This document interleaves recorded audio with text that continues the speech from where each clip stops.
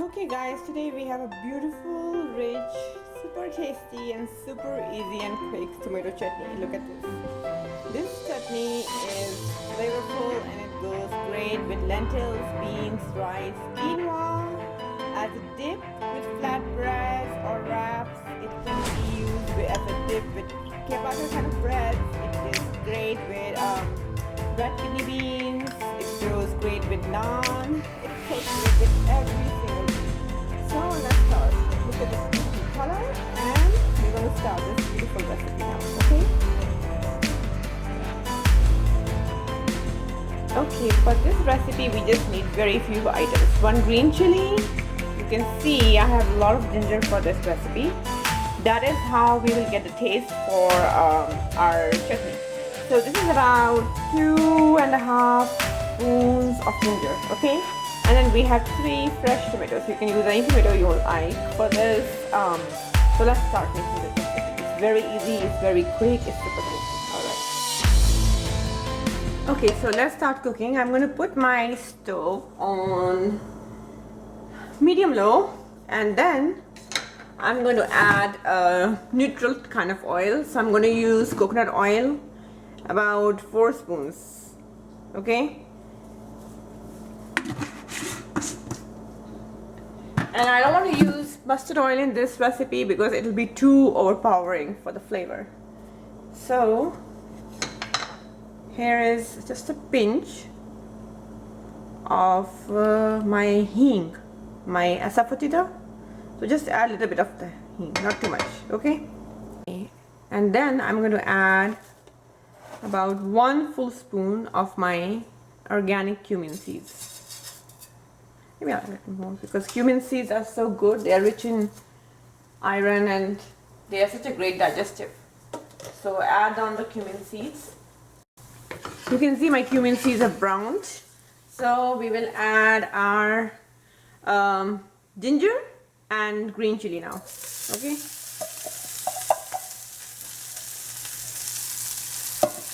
I'll keep it on low. Okay, now this has become brownish. You can see it smells wonderful here. So let's add our tomatoes. So here I have finely chopped tomatoes, and there we go. Let's add it. And this recipe, we don't add any garlic, we don't add any coriander, nothing. It's a very simple, lovely recipe. That's my aunt's recipe and I stole it from her or took it from her so I can share it with you guys. So just keep sauteing it, and now I'm going to put it back to medium. Yeah. So not any more low because we want the tomatoes to cook, and we'll just have to start seasoning this. So look at the amount of black pepper I'm putting. See this, 1 whole spoon. Okay. And then we're going to put this called digi mirch. This is the Kashmiri red pepper. It is used in Indian recipes for giving red color to the recipes, okay? Look at how red it is. I'll show it to you. Look at it. It's beautiful red color. So it is used in recipes to enhance the color and give it a red hue. And it is not very spicy. It is very low on the hot spicy index, okay? So I'm going to add this much.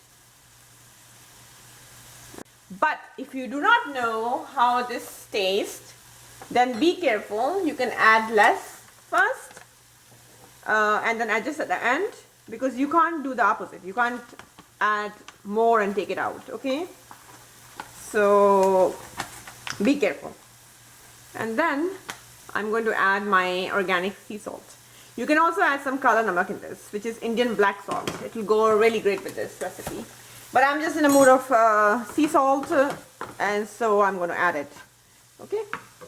We just saute it. I love the color it's coming. See how red it is? So this is all we add. Salt, black pepper, little bit of asafoetida, which is hing, and this digi mirch. We don't add much. And now, at the end, when it is, we have already mixed the spices, we are going to add some organic jaggery powder, okay? You can add a little bit of brown coconut sugar if you like, which is much more healthier than the white sugar.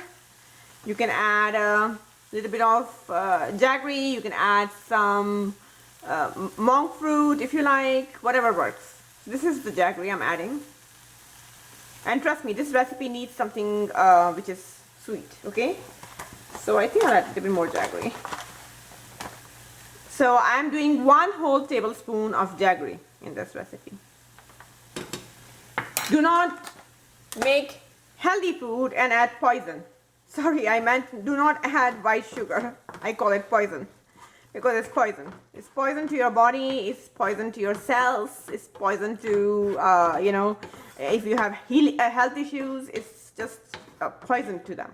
So opt for better choices like gur, which is jaggery. Opt for coconut sugar, which has low glycemic index. You can also opt for, I don't know how monk fruit sugar will work, but you can also opt for that. These things have low glycemic index, so you can opt for those, okay? It goes with all kind of cuisines, okay? This is not an Indian chutney per se. Yeah, we added some hing, which is an Indian cuisine item.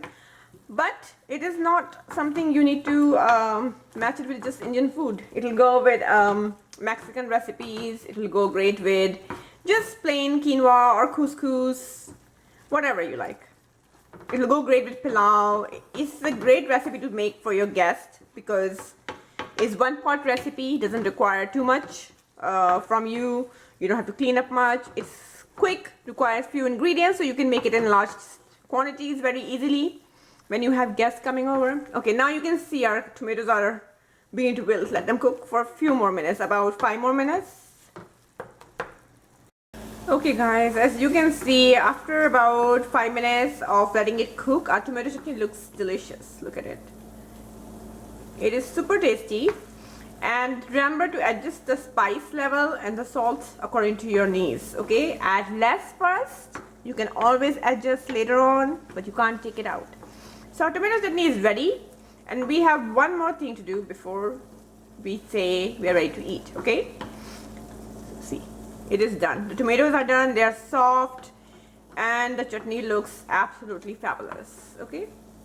Now, I'll close the stove, and at the end in this recipe, you definitely will have to add a little bit more jaggery or brown sugar.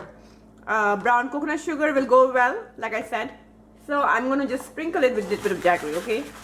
Just estimating according to my taste. So you can do about 1 whole tablespoon again. There we go. 1 whole tablespoon at the end of the sugar or coconut sugar or jaggery. And this chutney just comes to life, okay? I love this.